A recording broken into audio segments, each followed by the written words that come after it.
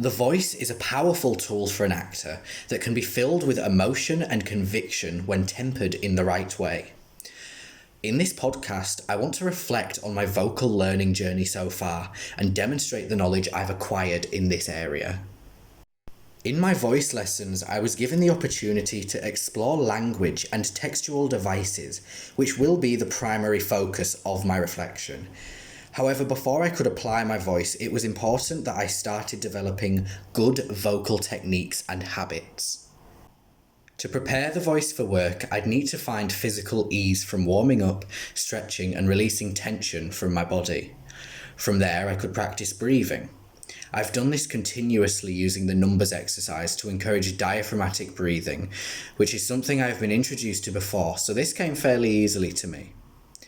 Refinement of the voice included me finding an awareness of resonance, as well as exploring my pitch range and my ability to project through a range of specialised exercises, such as my NG siren or ball swings. Finally, the voice can be turned to speech, where I could practice articulating properly through tongue twisters and working out my facial muscles.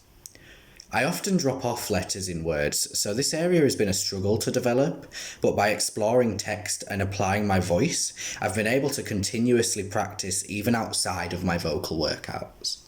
When exploring my I poem, something I was told to try was mouthing the words in an exaggerated manner. Essentially, this meant my lips were working harder to form the silent words. When I spoke the text again, there was more clarity, and I wasn't mumbling. Alongside this, we were given an exercise to read the whole of our poems using only the vowel sounds, and then again sounding only the consonants. By doing both of these exercises, I brought clarity to my speech and could articulate each sound better, having broken it down. I will say this wasn't something I noticed at first. However, after repeating this multiple times and listening to an old recording of my I poem, I could hear the difference clearly. This experimentation was doubly helpful, as vowel sounds hold emotion, whereas consonants hold intention. I could start to explore this idea further and lean more one way or the other, depending on the effect that I want to have with my voice. Maybe I could try a harsher quality by punching the consonants and snipping the vowel sounds, or something softer and more emotional by really gliding through those vowels. Something that helped me find clues in the text about its intention was exploring the literary devices. Looking at techniques such as onomatopoeia, alliteration, assonance, consonants, and rhyme, just to name a few, allowed me to find the flow of the language. Some texts might be loaded with certain qualities. It could be harsh or soft, aggressive or caring.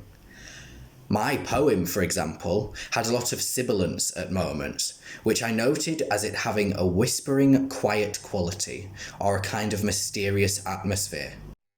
Making discoveries like this means I can attempt to replicate those qualities through my voice and experiment with the way I deliver text. Another technique that inspired my vocal choices was finding the imagery and the atmosphere of the text. This was something I really engaged with, as I think very visually, so having this avenue into discovering the text was largely beneficial. One exercise we were given was to breathe in the imagery of every line and every word, which both helped to paint the picture of important words, but also to find the quality and the emotion of the breath, which may impulsively inform the delivery. By finding this imagery, I had a representative picture of the qualities hidden in the text, and when I thought about these images, I could remind myself of the picture I was trying to create with my voice and let it affect my delivery. I will admit, connecting through my breath proved to be more difficult for me, and is something I would like to rehearse more in the future. Perhaps whispering a text or engaging with the breath qualities before speaking a line will help me find this. When I finally performed my I poem, I was much better aware of the difference in my delivery, having now explored a variety of language exercises. My speech was much clearer and articulate, and the emotional qualities were beginning to shine through. I was conscious of breathing from my diaphragm so that I could project uninhibited and on full support, and had warmed up physically and vocally prior to the showings.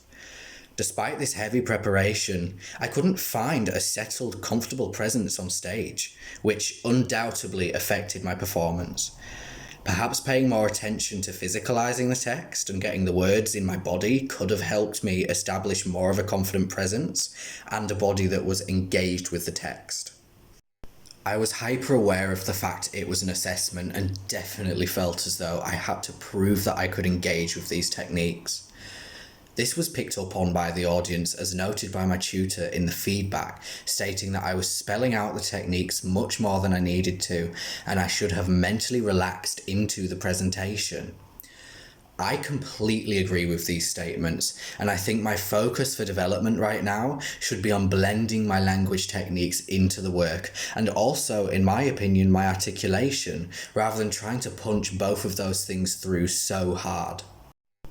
I also found myself gravitating towards certain exercises more than others during the exploration process.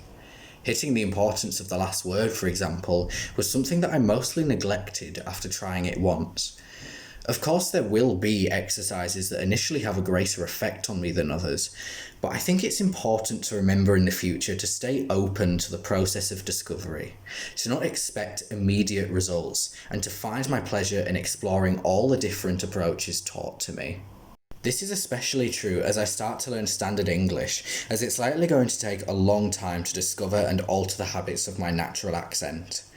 Learning the phonetics is helpful in finding the sounds, but also a very long process to apply, and it's going to take repetition to get the dropped face shape feeling natural and the sounds correct.